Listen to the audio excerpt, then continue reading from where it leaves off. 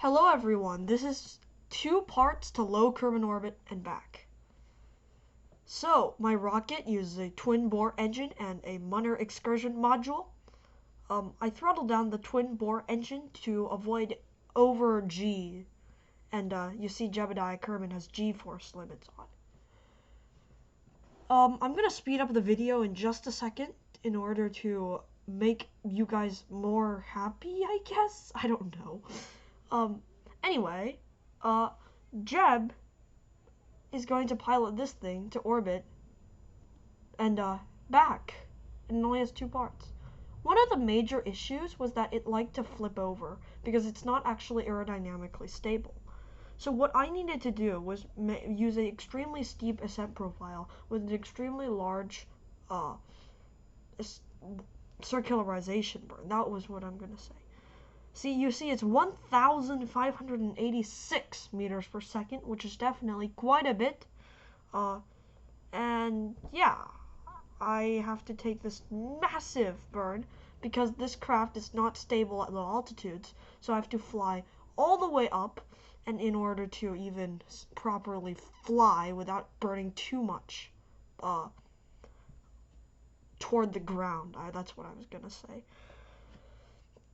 So we're basically essentially going to do a tour of Kerbin by looping around a few times and spending a couple hours in space. So I'm just doing a lap of Kerbin to show you guys that this is actually genuine. And it went to orbit. Kerbin looks nice now. It used to not be this nice for those of you new players who don't understand how terrible the landscapes in KSP were a few years ago. Anyway, we're now on the night side of Kerbin, and we're preparing to do our burn to re-enter the atmosphere. You can see I messed up the maneuver node here, which is a bit sad. So I redid it. It took about 40 meters per second, and you see we actually don't have enough DV to do that. So what I'm gonna do is well, it's a secret and it's very, very funny what I'm gonna do. So you'll see. So I pushed the twin bore to very low thrust. Then I pressed the H key and used the RCS thrusters on the MEM, the Munner excursion module, in order to re-enter. So now is the time to talk about why I chose the MEM.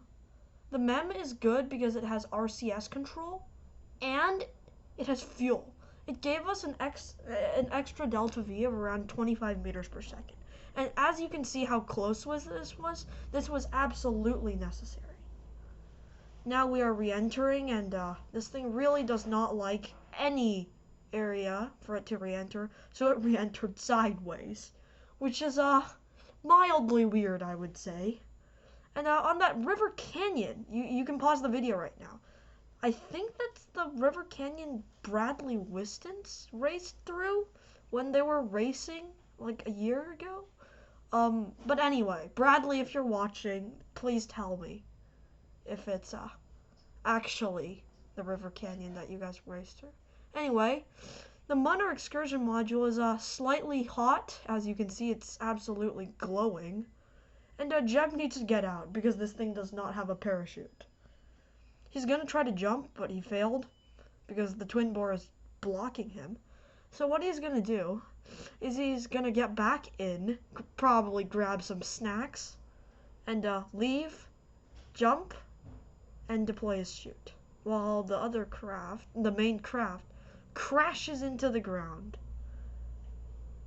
Anyway, Jeb is now gliding, which isn't very interesting. So the most challenging part of this was definitely the build and how to make it stable at all, because, you know, the craft, as you could see, it's still flipped over. We had to use the engine in order to get it to work. Engine burning, radial in. Anyway, that brings this to a close, and with that extremely nice landing in a middle of a grass field in the middle of nowhere, this video draws to a close. So yeah, that is Jeb. In the middle of nowhere, I guess. So yeah, thank you for watching. If you liked it, consider subscribing. And see you in the next video.